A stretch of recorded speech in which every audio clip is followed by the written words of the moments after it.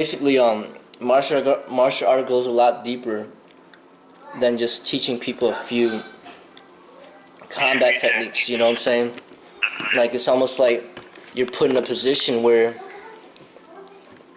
in order to teach it the right way, you're put in a position where you gotta be like a spiritual guide, and that in itself is a very very difficult process of development. Yeah. So basically, what I'm saying is that like if I can't even if I don't even feel that I'm ready to be like a martial art teacher in all aspects, like body, mind, and spirit, then how could I ever say that anybody else is ready under me? Yeah.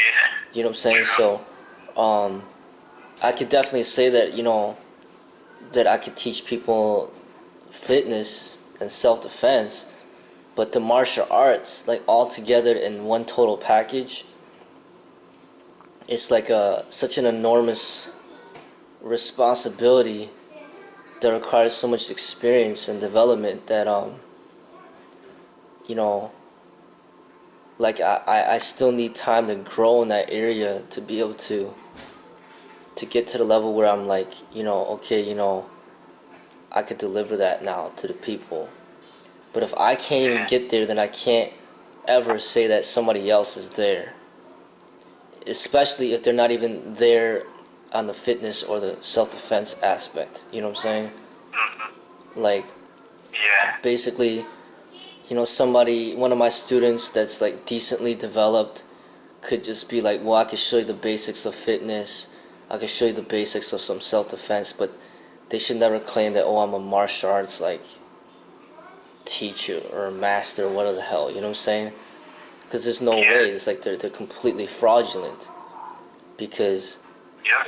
you know the foundation has to be very strong before the foundation could ever certify anybody else to be at a level that's like fit to lead somebody, Yeah.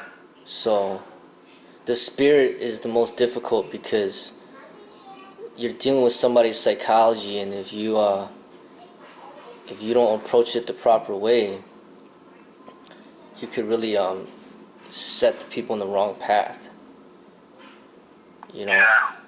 so Yeah. So basically, like everything starts like with you being master yourself first, and then I think you were saying that you will teach your family, and then if you can teach your family your way, you'll be ready to teach people directly the real martial arts, and then you'll teach people online.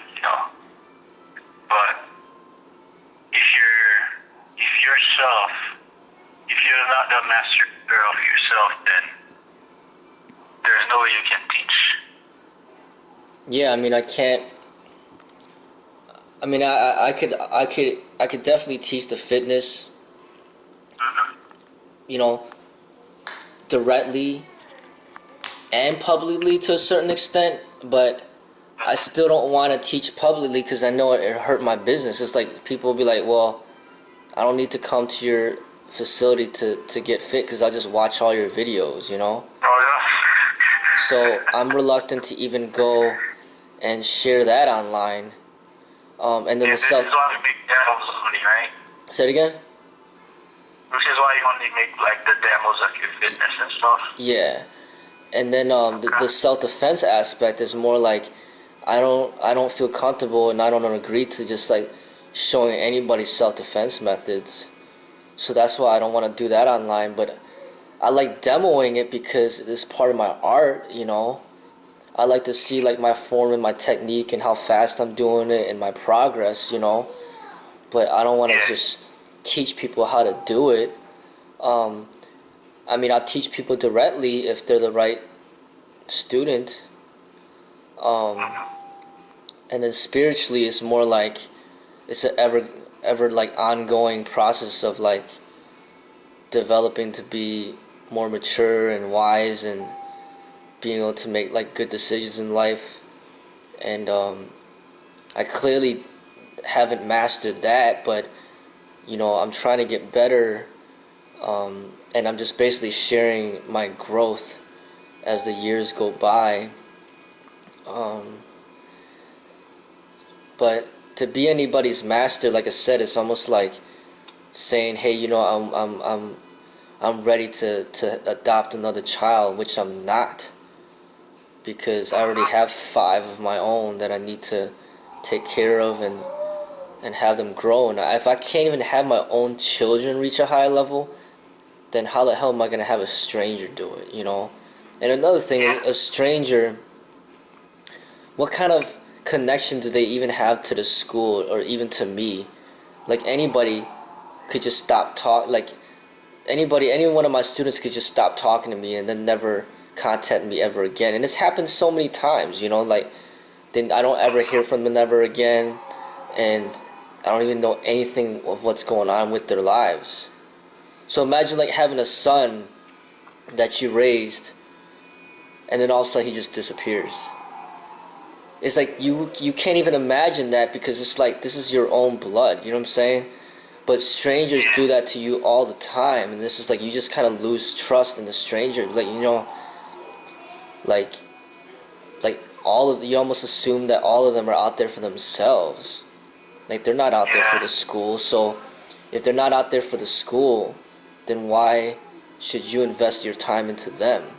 But through time, they could prove their loyalty by, like, they've been with you for like 10 years, and they've been paying their dues for 10 years, and they follow directions very well, and they don't argue with you, and they're very, like, humble.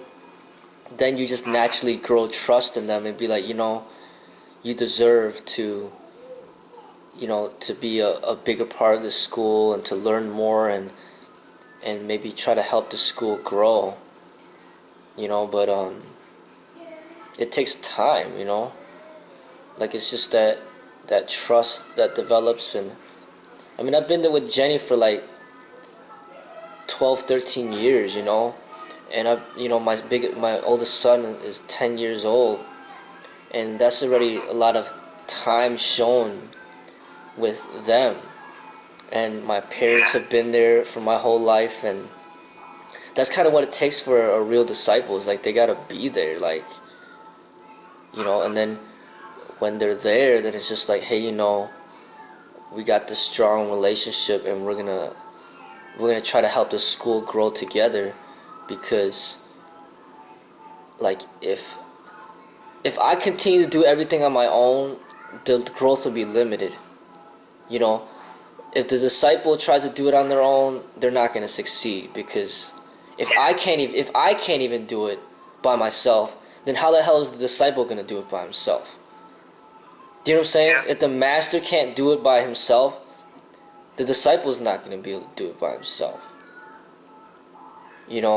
So, like, if they work together, then that increases the chance of the school growing, to become Yeah. more well known and building its reputation.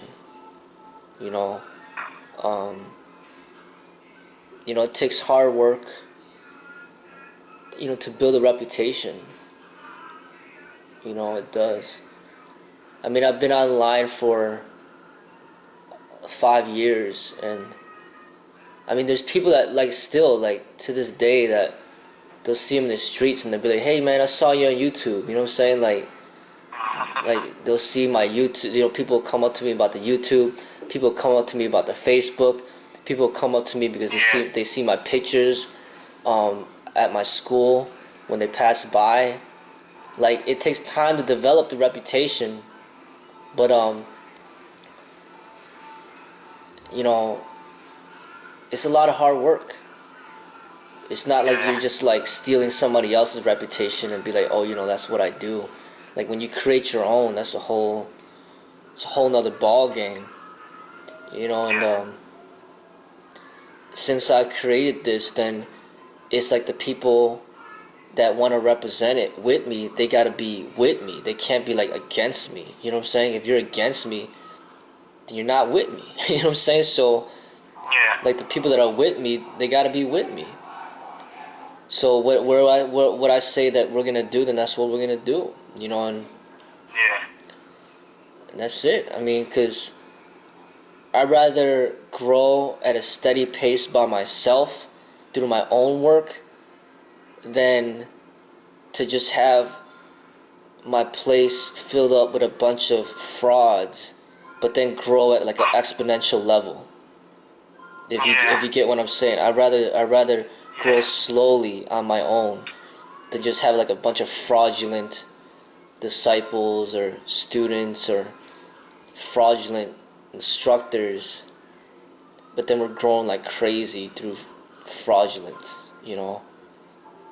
Yeah. Which is basically what happened to the Chikundo thing. I mean, everybody's just teaching it to me that there's frauds. You know? Yeah, I mean, man, that's the difficulty when somebody dies, like such a great leader dies so quickly, unexpectedly, then like there's no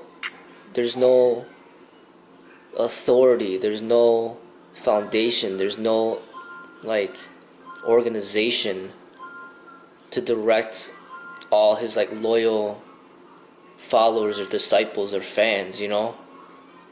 Yeah. Because it's not like, Bruce Lee's like, hey, this is what we're gonna do now, and all my followers, do this with me. He's just kind of like, he's not even there.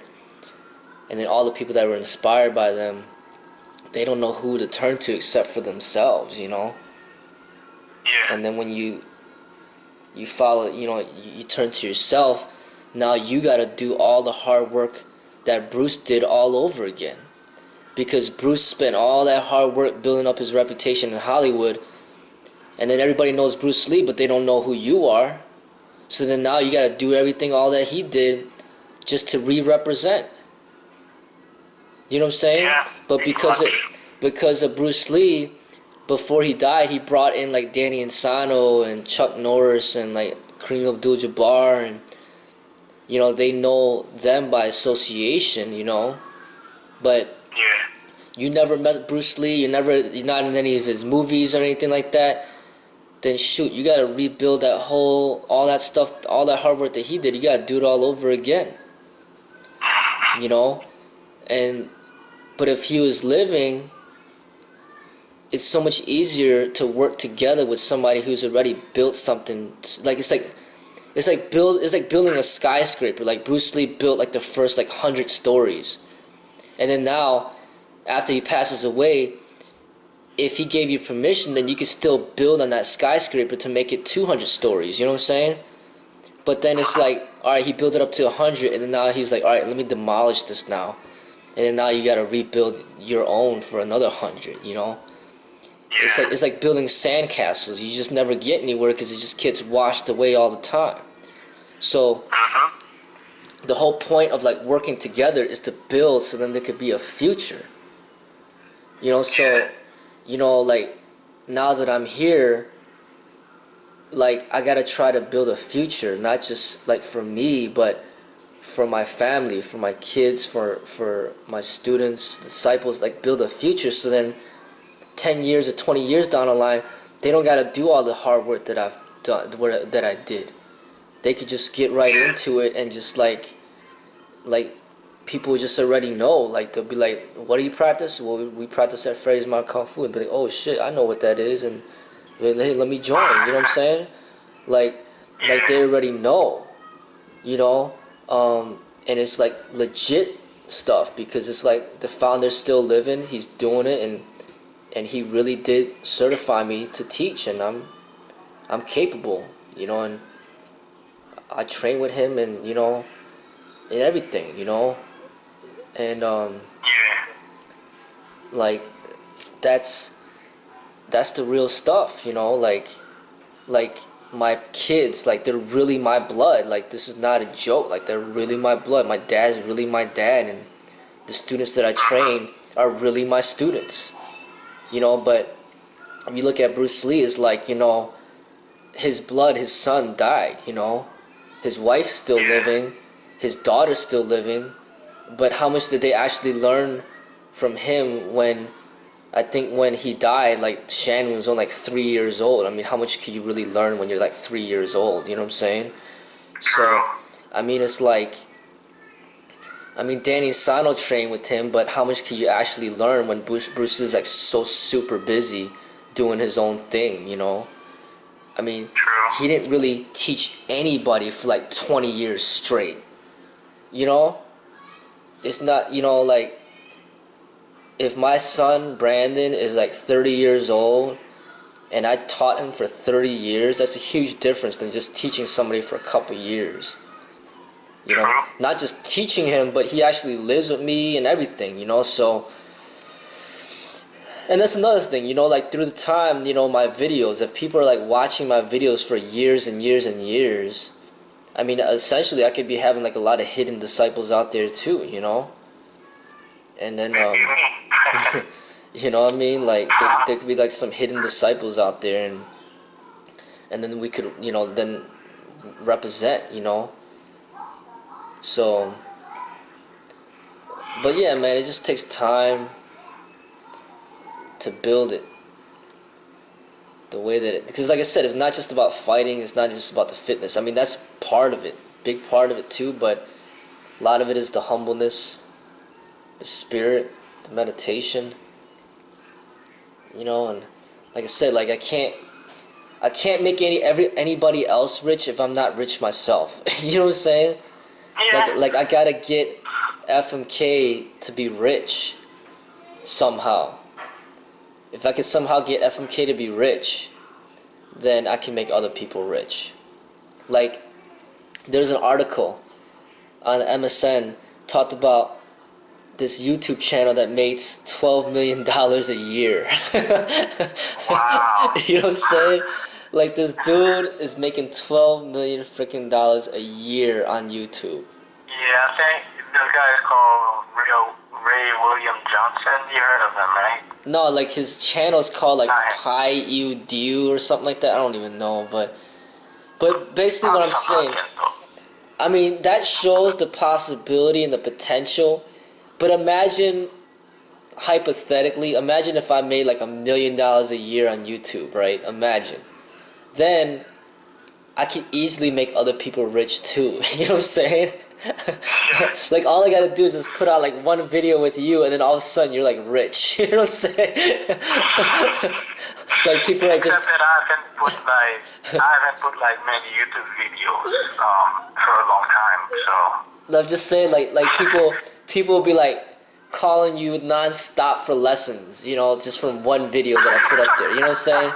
Like that's the power of like money, and like true. when you got money, you can make other people rich, man. It's just like, that's why like Dana White is so successful because he like has so much money that whoever he throws into the cage, they get famous. You know? Yeah, I mean, no matter how we get the money, Yeah. I got the money from doing some bad shit out.